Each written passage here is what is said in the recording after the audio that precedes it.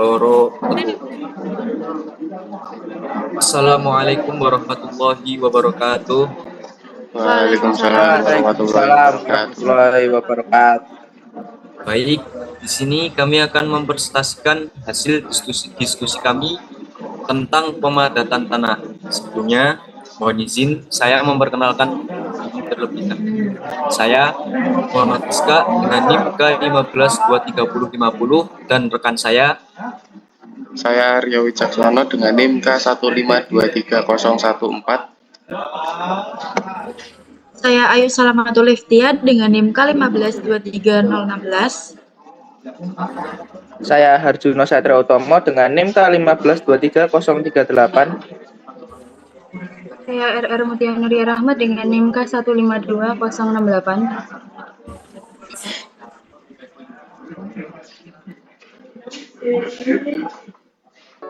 Memasuki ke pembahasan materi, yang pertama ada pengertian.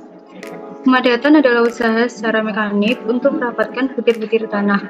Pemadatan dilakukan untuk mengurangi volume tanah, mengurangi volume pori, namun tidak mengurangi volume butir tanah. Derajat kepadatan tanah diukur dari berat volume keringnya. Berat volume maksimum yaitu berat volume dengan tanpa rongga udara atau berat volume tanah maksimum pada saat kondisi jenuh.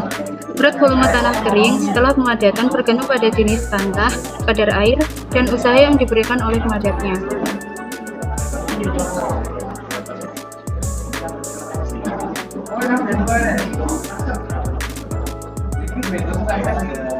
Selanjutnya ada tujuan dari pemadatan tanah. Yang pertama adalah meningkatkan mutu tanah melalui yang pertama yaitu menaikkan kuat geser tanah, yang kedua adalah memperbaiki daya dukung tanah.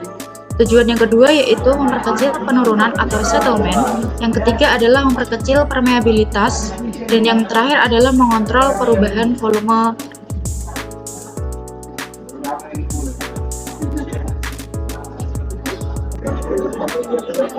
Baik, yang selanjutnya ada peralatan pemadatan tanah. Nah, yang pertama itu ada freewheel roller. Itu adalah salah satu alat berat yang sering digunakan untuk dalam industri untuk mengompaksi atau memadatkan tanah, aspal, atau material konstruksi lainnya yang dan freewheel roller adalah alat berat yang berfungsi untuk mengompaksi dan meratakan permukaan tanah, aspal, dan material konstruksi yang lainnya. Yang kedua ada shaft roller, merupakan alat berat yang berfungsi untuk memadatkan material atau permukaan tanah yang mempunyai roda di mana sekeliling mempunyai roda yang dipasang batang-batang sepanjang 10 cm yang bentuknya seperti kaki kambing. Next.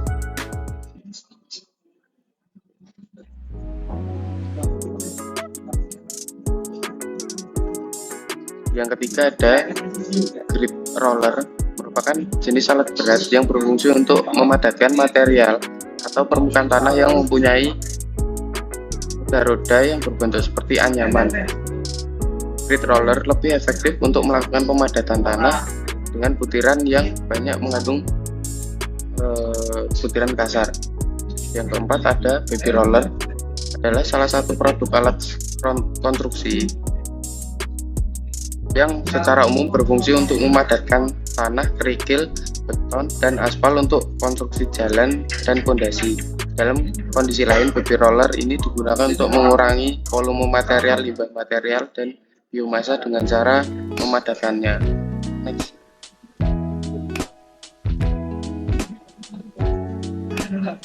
Yang kelima ada vibrating plate, alat pemadatan portable yang digunakan untuk memadatkan tanah dan material di area yang sempit dan kecil.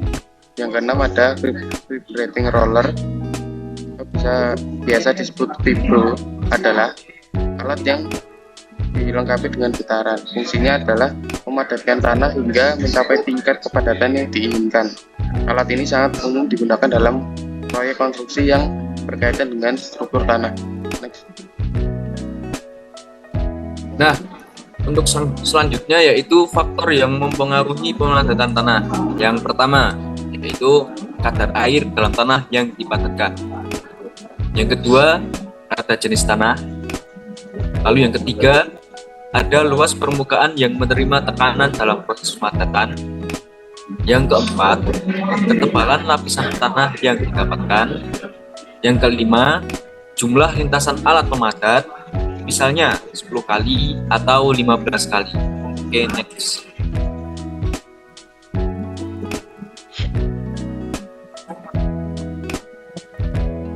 Nah, berikut adalah salah satu cuplikan video pelaksanaan pemadatan tanah.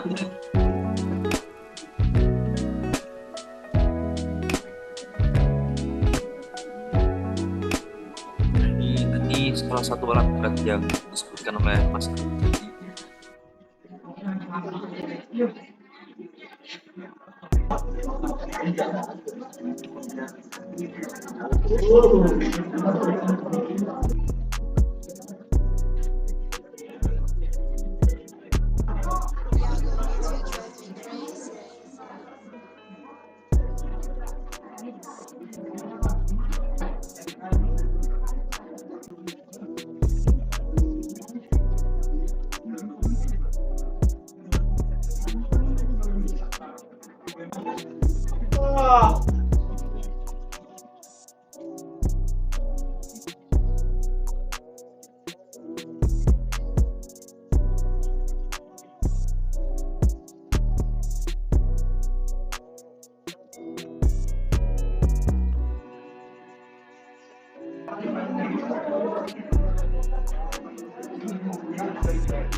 Jadi Mungkin bisa di next. dari satu alat jadi banyak alat. Cukup itu video yang bisa kami tampilkan, contoh pemadatan tanah dengan alat-alat berat. Ya, mungkin itu teman-teman. Selanjutnya bisa next ke materi berikutnya. Nah, selanjutnya ada rumus untuk menganalisis data. Di sini karena tadi videonya menggunakan alat berat, kami mencantumkan satu video lagi untuk pemadatan tanah dengan alat yang bernama ASTM D698. Mungkin bisa dibukakan link videonya terlebih dahulu.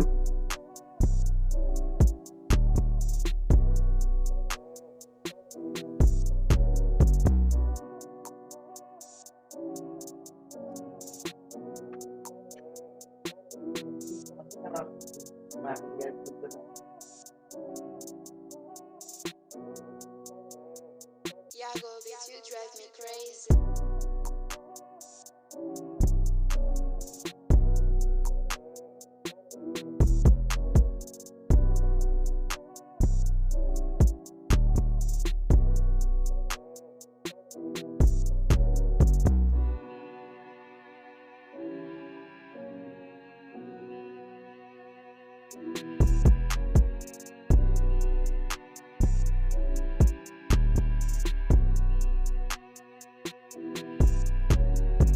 Nah, Mas mungkin bisa kembali ke PPT-nya tadi.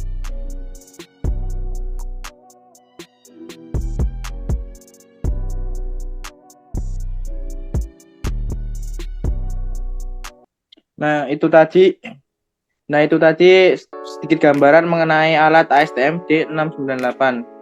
Nah, di sini kan kita mencari rumus untuk menganalisis data. Nah, yang pertama, sampel tanah yang akan digunakan itu ditimbang untuk menghitung masing-masing kadar air dari kelima sampel tanah. Terus ada volume mold, yaitu memiliki nilai 950 cm3. Selanjutnya ada volume tanah basah, yaitu W berat tanah dibagi dengan volume mold. Next.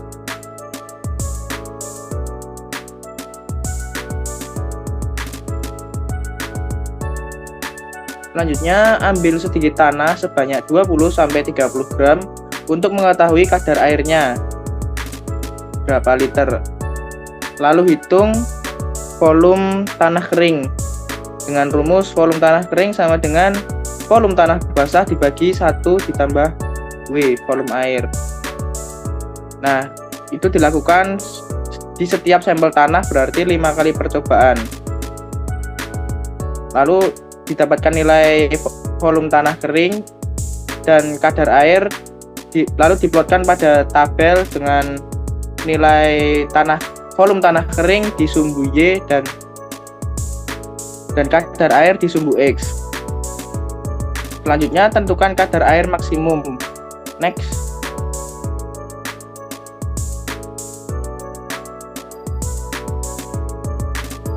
Nah, terus untuk menggambarkan berat volume kering saat tanah menjadi jenuh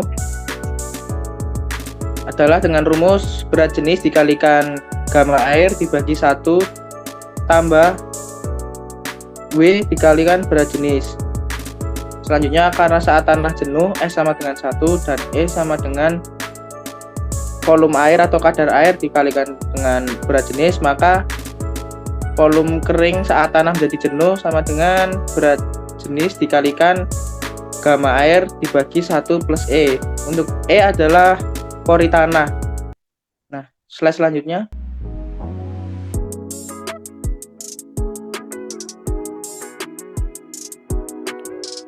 Selanjutnya, berat volume kering setelah pemadatan pada kadar air W dengan kadar udara dengan simbol A, volume udara atau volume total dapat dihitung dengan persamaan Y volume kering gamma volume kering tanah saat menjadi jenuh air sama dengan berat jenis dikalikan 1 dikurangi A gamma air dibagi 1 ditambah W dikalikan berat jenis.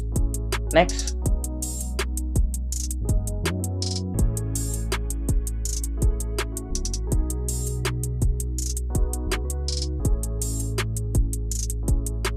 Selanjutnya ada kesimpulan yang akan dijelaskan kembali oleh Saudara Iskak. Ya, mungkin hanya itu atau hanya materi itu yang bisa kami sampaikan dari pengertian, tujuan, alat, benda uji sampai ke rumus untuk menganalisis data ya. Untuk kesimpulan yang bisa kami rangkum, pemadatan tanah adalah proses meningkatkan kepadatan tanah dengan cara mengurangi ruang kosong di antara partikel-partikelnya, biasanya melalui aplikasi tekanan mekanis. Tujuan utamanya adalah meningkatkan kekuatan dan stabilitas tanah, mengurangi penurunan atau pergeseran yang mungkin terjadi setelah konstruksi, serta meningkatkan daya dukung tanah.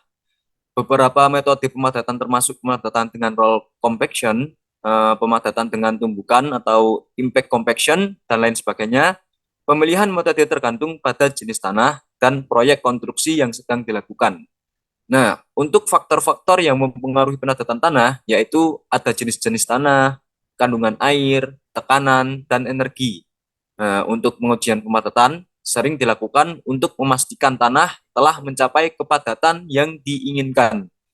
Metode uji yang umum meliputi uji proktor dan uji kepadatan lapangan, field density test. Pemadatan tanah sangat penting dalam konstruksi jalan, landasan pacu, bendungan, fondasi bangunan, dan proyek infrastruktur lainnya untuk memastikan struktur yang didirikan memiliki fondasi yang kokoh dan stabil.